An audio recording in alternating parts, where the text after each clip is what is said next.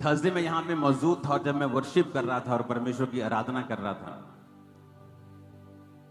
और मैं एक प्रार्थना परमेश्वर से कर रहा था, तो परमेश्वर का आत्मा मुझसे कह रहा था क्या क्या तुम जानते हो कि जो ग्रेस तुम्हारी लाइफ के ऊपर है, दूसरे लोग अपना सब कुछ कुर्बान कर देना चाहते हैं। अगर वो ग्रेस, कि प्रभु ऐसी ग्रेस हमें दे दे, हम सब कुछ कुर्बान कर देंगे।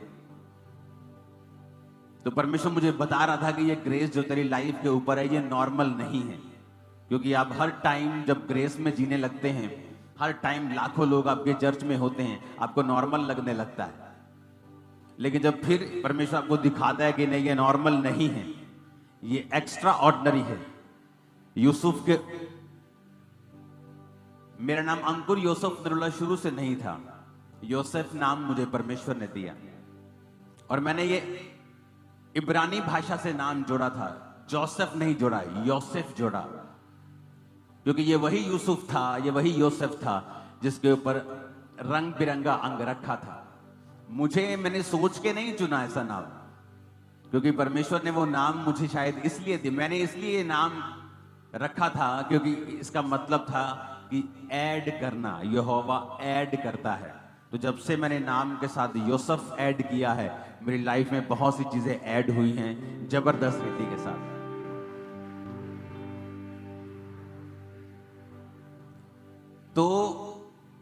तो परमेश्वर मुझे बता रहा था कि ये ग्रेस जो तू तेरे पास, तेरे ऊपर है ना, लोग सब कुछ कुर्बान कर देना चाहते हैं इस ग्रेस को हासिल करने के लिए। और मैं प्रभु का थैंक्स कर रहा था कि तू जो कर रहा है ये महान है। ये तो 100 सालों से कोई मेहनत करे तब भी नहीं हो सकता, तेरी ग्रेस के द्वारा ये हो सकता है। आप जानते हैं, जब मैं परमेश्वर में आया तो मैं बड़ा कंफ्यूज रहता था। रीजन ये था कि कोई वचन प्रचार करने वाला ऐसी कलीसिया नहीं थी जहां मैं जाऊं और वचन का डीप मैं प्रचार सुन सकूं। तो मैं इंटरनेट से प्रचार बहुत सुनता था, इंटरनेट से अच्छे अच्छे लोगों का प्रचार सुनता था। तो कई बार जो बहुत अनॉइंटेड लोग होते थे वो कोई प्रचार करते थे, और एक दूसरा व्यक्ति जो इतना मसे वाला नहीं था वो भी प्रचार करता था। दोनों का प्रचार आपस में मिलता नहीं था। तो मैं बड़ा कंफ्यूज रहता था कि इनका प्रचार आपस में मिलता क्यों नहीं है, मैं किसकी बात सुनूं, मैं इसकी बात सुनूं कि इसकी बात सुनूं, ऐसा क्यों है? एक ही आत्मा है तो प्रचार अलग अलग क्यों है? तो आप जानते हैं, कई बार आप प्रभु से जब सवाल करते हैं तो एकदम से जवाब परमेश्वर आपको नहीं देता। आप प्रभु से कोई सवाल करते हैं कि परमेश्वर ऐसा क्यों है, वो सवाल ऐसा नहीं होता कि आप विश्वास से बहक रहे हैं या आप पीछे हटने वाले, ऐसा नहीं। जस्ट आप अपने पिता से एक क्वेश्चन पूछ रहे हैं कि परमेश्वर ऐसा क्यों है। तो मैं जब सवाल पूछता था तो उसके बाद जवाब नहीं आता था तो मैं भूल जाता था अपना काम कुम करने, अपनी प्रार्थना करनी, अपने काम करने। तो लेकिन प्रभु सुन के ऐसा नहीं कि भूल गया, वो जवाब देता है, लेकिन अपनी रीति के साथ, अपनी टाइमिंग के साथ और अपने हिसाब से आपको जवाब देता है। परमेश्वर ने मुझे जवाब दिया और उस जवाब से मेरी सारी कंफ्यूजन जो थी वो खत्म हो गई। उत्पत्ति 1 उसकी 16 आयत में लिखा है, तब परमेश्वर ने 2 बड़ी ज्योतियां बनाई, उनमें से बड़ी ज्योति को दिन पर प्रभुता करने के लिए और छोटी ज्योति को रात पर प्रभुता करने के लिए बनाया और तारागण को बनाया। जब परमेश्वर ने मुझे वचन दिया, जब परमेश्वर ने मुझे समझाया, जब मैंने ये वचन सुना तो प्रभु की आत्मा ने फिर मुझे समझाया कि परमेश्वर ने भी जब ज्योतियां बनाई तो 2 तरह की बनाई, एक बड़ी ज्योति बनाई और एक छोटी ज्योति बनाई। परमेश्वर के राज्य में 2 तरह की सच्चाइयां हैं, एक है हायर ट्रुथ, एक है लेसर ट्रुथ। दोनों सच्चाइयां हैं, लेकिन एक हायर ट्रुथ है और एक लेसर ट्रुथ है दोनों ज्योतियां, लेकिन एक ज्योति बड़ी है और एक ज्योति छोटी है। पूरे बाइबल में आप कहीं नहीं पढ़ेंगे कि परमेश्वर ने योना नबी के द्वारा कहीं मिरेकल्स किए हों। बाइबल कहती जब योना नबी को परमेश्वर ने कहा तू जाएगा और प्रचार करेगा और लोग मन फिराएंगे, और वचन कहता है योना भागा।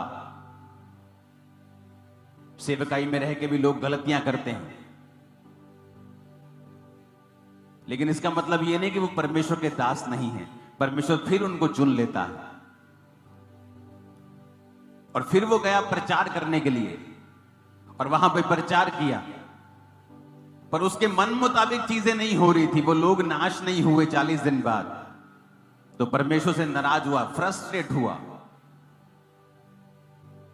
लेकिन अगर आप अलीशा की जिंदगी को देखते हैं तो वो हायर ट्रूथ में जीने वाला था। वचन कहता है अलीशा जब मर गया, जब हम दूसरा राजा 13 उसकी 20 और 21 आयत में लिखते हैं और दूसरा राजा 4 उसकी 38 से 44 आयत में पढ़ते हैं। पहले हम दूसरा राजा 4 उसकी 38 से 40 पढ़ेंगे। तब अलीशा गिलगाल को लौट गया और उस समय देश में अकाल था और भविष्यद्वक्ताओं के चेले उसके सामने बैठे हुए थे और उसने अपने सेवक से कहा, हंडा चढ़ाकर भविष्यद्वक्ताओं के चेले के लिए कुछ पका।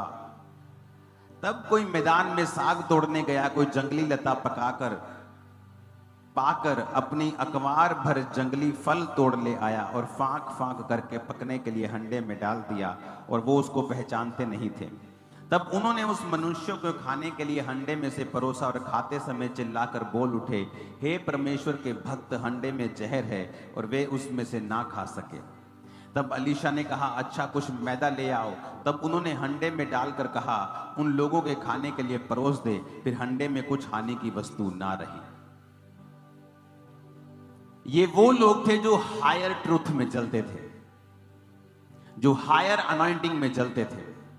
और वचन कहता है कि जब अकाल पड़ गया और खाने के लिए कुछ नहीं था, तो वो जंगल में जैसे अब खाने के लिए कुछ नहीं, तो कोई जंगली साग तोड़ने चला गया, कोई जंगली फल लेने चला गया। लेकिन वचन कहता है कि वो उन्हें पहचानते नहीं थे कि कौन सा हानिकारक है, कौन सा पॉइजनस है, कौन सा सही है, कौन सा खाने वाला है, कौन सा नहीं खाने वाला। और सारा कुछ एक ही जगह पकाया। तो वचन कहता है कि जब वो खाने लगे तो उनकी जीभ सूज गई होगी, होंठ सूज गए होंगे, कुछ उनकी बॉडी में हुआ होगा और उन्होंने कहा कि ये जहर है इसमें। और वचन कहता है कि अलीशा ने कहा, कुछ मैदा लेके आओ और हंडे में डाल के कहा, लोगों के खाने के लिए परोस दो। और फिर हंडे में हानि की कुछ भी वस्तु ना रही। तारीफ करो जोर से इस वचन के लिए। अब यहां पर कोई मूर्ख उठ के कह सकता था कि तूने प्रार्थना करनी चाहिए थी तुझे उस खाने के ऊपर।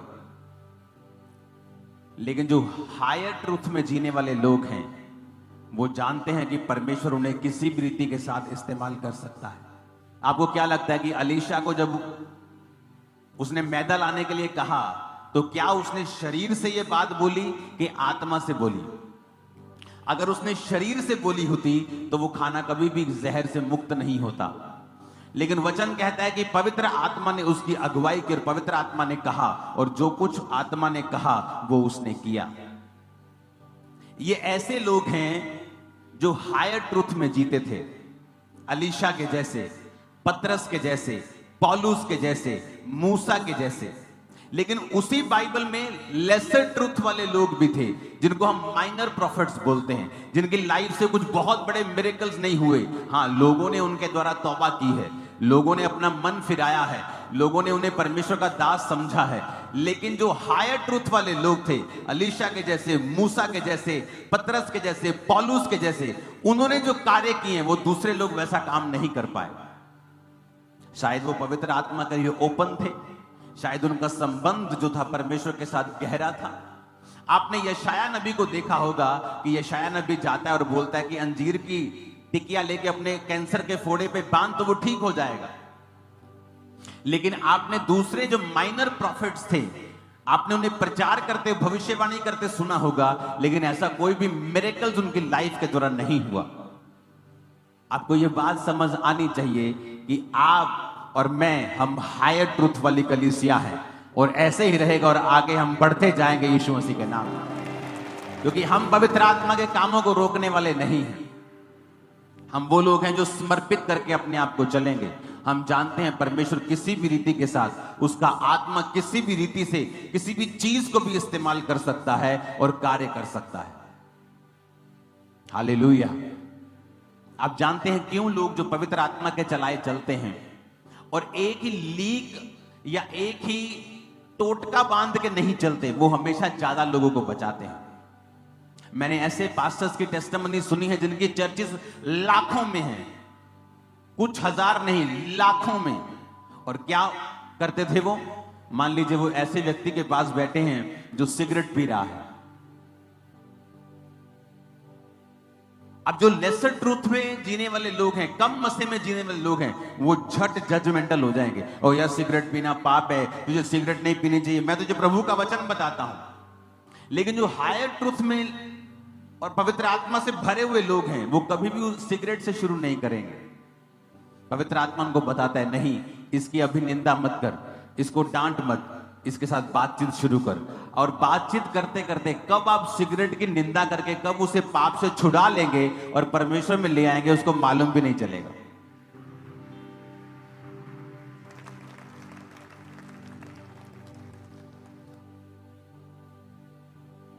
आप चीजों को अपनी हाइट के हिसाब से देखते हैं। एक फोटो मैंने अभी टीम को भेजी है, आप उस फोटो को देखो। ये देखो, एक जिराफ खड़ा है और नीचे 3 कछुए चल रहे हैं। अब कछुए का जो आई लेवल है, कछुआ जो देख सकता है वो तो अपनी आंखों के सामने देख सकता है। और इस फोटो को जूम करना, ये पहला कछुआ कह रहा है देयर इज नथिंग हियर, कहता कुछ नहीं है यहां पे। दूसरा कछुआ क्या कह रहा है? कहता है इट इज बैरन, कहता है ये बांझ है भूमि, कोई हरी चीज नहीं है। तीसरा कछुआ कह रहा है, कहता तुम कुछ नहीं यहां पे पाने वाले हो। और जिराफ क्या देख रहा है? ऊपर पत्ते ही पत्ते हैं।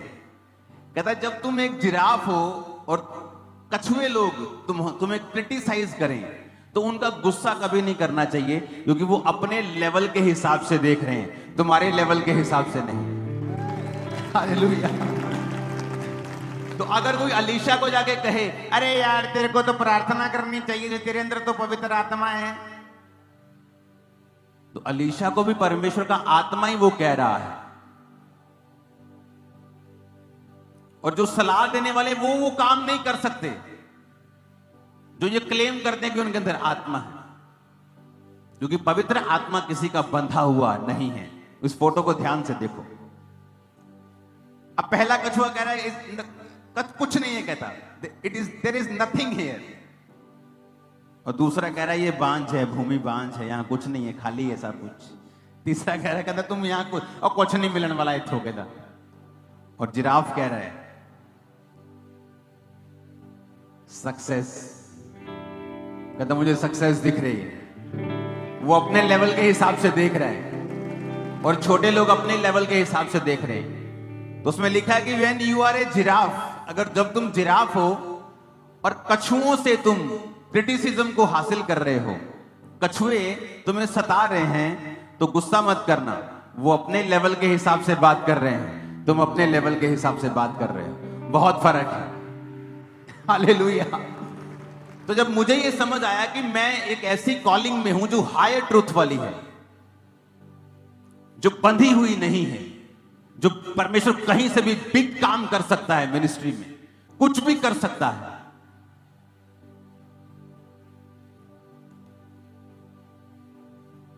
तो रिजल्ट आने स्टार्ट हुए और ऐसे रिजल्ट आए जो हमें भी शॉक कर देते हैं, कई बार हमें भी सरप्राइज कर देते हैं कई बार।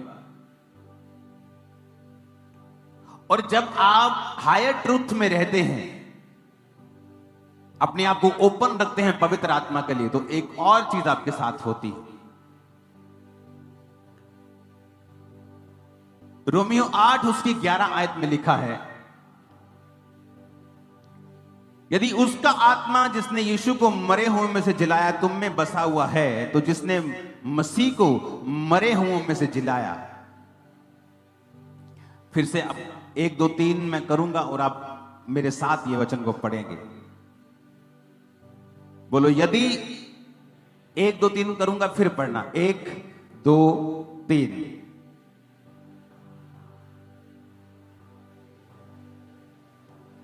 यदि तुम में बसा हुआ है तो जिसने मसीह को मुर्दों में से जिलाया वह तुम्हारी नश्वर देहों को भी अपनी आत्मा के द्वारा जो तुम में बसा हुआ है जिलाएगा। हालेलुया। जब आप पवित्र आत्मा के कामों का विरोध नहीं करते और पवित्र आत्मा को एक्सेप्ट करते हैं तो वो क्या करता है? आपकी लाइफ को जिलाता है। जहां मुर्दापन है, जहां मौत है, जहां घटी है, वो फाइनेंस में हो, वो आपकी लाइफ में हो, वो कहीं भी हो, तो परमेश्वर का आत्मा उस घटी को आपकी लाइफ से खत्म करता है। वो आपकी लाइफ से उस मुर्दापन को खत्म करता है, चाहे वो सेवकाई में हो, चाहे वो आपकी स्पिरिचुअल लाइफ में हो। तो पवित्र आत्मा के प्रति ओपन रहना, वचन को पढ़ना, अपने माइंड को बड़ा करना, अपनी कैपेसिटी को बढ़ाना, ये आप लोगों के लिए जरूरी है। हालेलुया। आप वहां से देख रहे हैं जहां से कोई देख नहीं पा रहा है। आप वहां से देख रहे हैं जहां पे आपको सक्सेस दिख रही है। जब इस गांव में सेवकाई शुरू की, खामरा विलेज में, तो आप जानते बहुत से लोग जो सेवा करने वाले मुझसे क्या कहते थे कि वहां तुझे सेवा नहीं शुरू करनी चाहिए, वहां कोई क्रिश्चियन नहीं है, वहां तो कोई क्रिश्चियन ही नहीं है, वहां तुमने सेवा स्टार्ट क्यों की? पहले 7 साल में मैंने 8 चर्चेस बदली। पहले 7 साल के अंदर ये पंजाब की सबसे बड़ी कलीसिया बन चुकी थी। 7 साल के अंदर अंदर पंजाब की सबसे बड़ी कलीसिया बन चुकी थी। 5 एकड़ में एक पंडाल लगता था, 3 एकड़ में एक पंडाल लगता था और रोड्स के ऊपर अलग पंडाल लगते थे। 4 ओवरफ्लो लगते थे क्योंकि ब्रांचेस नहीं थी, सब लोग यहीं पे आते थे। मैं सिर्फ 7 साल की बात कर रहा हूं। मिनिस्ट्री में आने के जस्ट 7 साल के बाद सारे रिकॉर्ड ये चर्च ब्रोक कर चुकी थी, खत्म कर चुकी थी। कारण क्या? पवित्र आत्मा की आवाज को सुनना, पवित्र आत्मा के सामने समर्पित करके चलना, जजमेंटल नहीं होना, लेकिन जो परमेश्वर कह रहा है हायर ट्रुथ में चलना। आप जानते हैं अलीशा तो ऐसा सेवक था, जब वो मर गया, जब आप पढ़ते हैं इस वचन को, 2 राजा 13 उसकी 20-21, जब अलीशा मर गया और उसे मिट्टी दी गई और प्रति वर्ष वसंत ऋतु में मोआब के दल देश पर आक्रमण करते थे, तो लिखा लोग किसी मनुष्य को मिट्टी दे रहे थे और दल उन्हें दिखाई पड़ा, उन्होंने शव को अलीशा की कब्र में डाल दिया। तो लोग जब अलीशा मर गया उसकी कब्र बना दी, तो मोआब के दल क्या करते थे? आक्रमण करते थे। तो जब उन्होंने देखा ना कि यार वो हमला हो गया और किसी की लाश लेके वो दबा रहे थे, किसी इजरायली को वो दबाने के लिए आए थे, तो जब पता लगा ना हमला हो गया, वो अपना फ्यूनरल बीच में ही छोड़ के उसकी बॉडी को पकड़ा, अलीशा की कब्र में डाल दिया। और जैसे ही अलीशा की हड्डियों के साथ वो छुआ, मुर्दा उठ बैठा, मुर्दा खड़ा हो गया। अलीशा तो मरा भी मिरेकल कर रहा है, तुम जीवित भी कुछ नहीं कर पा रहे हो। वो तो मरा भी मिरेकल कर ही जा रहा था, क्योंकि वो हायर ट्रुथ में और एक बिगर अनॉइंटिंग में जी रहा था। हालेलुया। इमेजिन करो, फ्यूनरल करने के लिए लोग आए और देखा अच्छा हमला कर दिया, एक देश ने हमारे ऊपर, दल ने हमला कर दिया, भागे वहां से, अलीशा की कब्र में ही डाल दिया मुर्दा, चल ढाल। उसको क्या मालूम था? अलीशा की हड्डियों के साथ वो टच हो गया और वो उठ गया। ये था अलीशा के ऊपर मसा। लेकिन ऐसा मसा अबोधा के ऊपर आप नहीं सुनते, ऐसा मसा मीका के ऊपर आप नहीं सुनते, ऐसा मसा मलाकी के ऊपर आप नहीं सुनते। थे वो परमेश्वर के दास, प्रीच करते थे, लोग तौबा करते थे, लेकिन हायर ट्रुथ में जीने वाले कुछ ही लोग होते हैं इस दुनिया में। हालेलुया। और जब हम पवित्र आत्मा के लिए अपने आप को ओपन रखते हैं तो वो भी हमें भरता है और वो भी हमें फिल करता है। आज मैं आपके घरों को, आपके जीवन रूपी बर्तनों को पवित्र आत्मा से फिल होता और भरता हुआ, उंडेलता हुआ परमेश्वर को आपकी लाइफ से भी देख रहा हूं। आमीन। जितना ऊंचा और लंबा ये ब्लेसिंग उतनी बड़ी है चर्च। हालेलुया।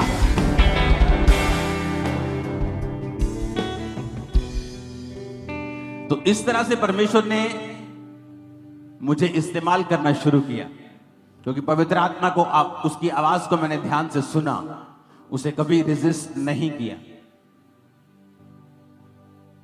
ऐसी डॉक्ट्रिन से हमेशा दूर रहा जो विवाद पैदा करती है। अपने काम पर ध्यान दिया, अपनी प्रेयर लाइफ पे ध्यान दिया। मैं क्या कर रहा हूं, मुझे अपने पे ध्यान होना चाहिए।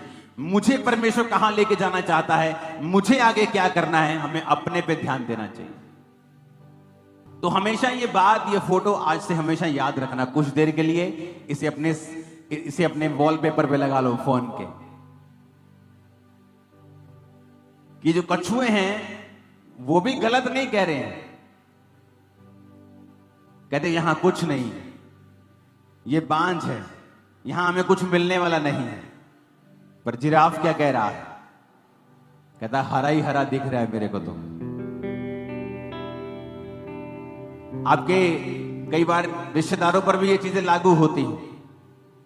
आप जब आत्मा में बढ़ जाते हैं, आपको दिखता है कि परमेश्वर मुझे क्या देने जा रहा है। लेकिन जो आत्मा में कई बार नहीं होते, थोड़े होते हैं, है वो कछुए जीवित प्राणी हैं, परमेश्वर नहीं बनाए हैं, लेकिन वो नहीं देख पा रहे जो जिराफ देख पा रहा है। कई बार आपके रिश्तेदार नहीं देख पाते, आपको सलाहें देने शुरू कर देते हैं परमेश्वर के बारे में, चर्चिस के बारे में, क्रिश्चियनिटी के बारे में, क्योंकि वो वहां से रिपोर्ट कर रहे हैं जहां तक वो देख पा रहे हैं। इसलिए वचन में लिखा है कि मेरा राज्य एक ऐसे व्यापारी के समान है जिसने एक मोती देखा और अपना सब कुछ बेच के वो मोती मोल ले लिए। लोगों के हिसाब से तो वो व्यापारी मूर्ख है, क्योंकि ऐसा कैसे हो सकता है कि तू सब कुछ बेच दे, घर बेच दे, खेत बेच दे, सोना चांदी सब बेच के एक मोती मोल ले ले। ऐसा इस मोती में क्या है कि तू घर से किराए पे, अपने मकान से किराए पे चला गया। लेकिन उसको मालूम है कि ये मोती इतना कीमती है कि जब ये मोती मैं खरीद लूंगा और जब इसे बेचूंगा तो जितना मैंने खोया है उससे 100 गुना मुझे वापस मिलने वाला। उसका आत्मा आपकी अगुवाई करेगा। जब उसका आत्मा आपकी अगुवाई करेगा, आप कभी सेम नहीं रहेंगे, कभी एक लेवल पे नहीं रहेंगे। यीशु के नाम में आपका लेवल आगे बढ़ रहा है। आज की मीटिंग के बाद जब आपके सिरों के ऊपर ये ऑयल आ रहा है, मैंने कहा आपका लेवल आगे बढ़ रहा है आज के बाद। आमीन। ऊंचाई आशीष सवारी। परमेश्वर के गहरे वेदों को परमेश्वर के दास के द्वारा जानने के लिए और ऐसी और नई वीडियोस को देखने के लिए हमारे YouTube चैनल को सब्सक्राइब करें और साथ में बेल आइकन को प्रेस करें, ताकि ऐसी और नई वीडियोस की नोटिफिकेशन सबसे पहले आपको पहुंच सके। जुड़े रहें परमेश्वर की हजूरी के साथ।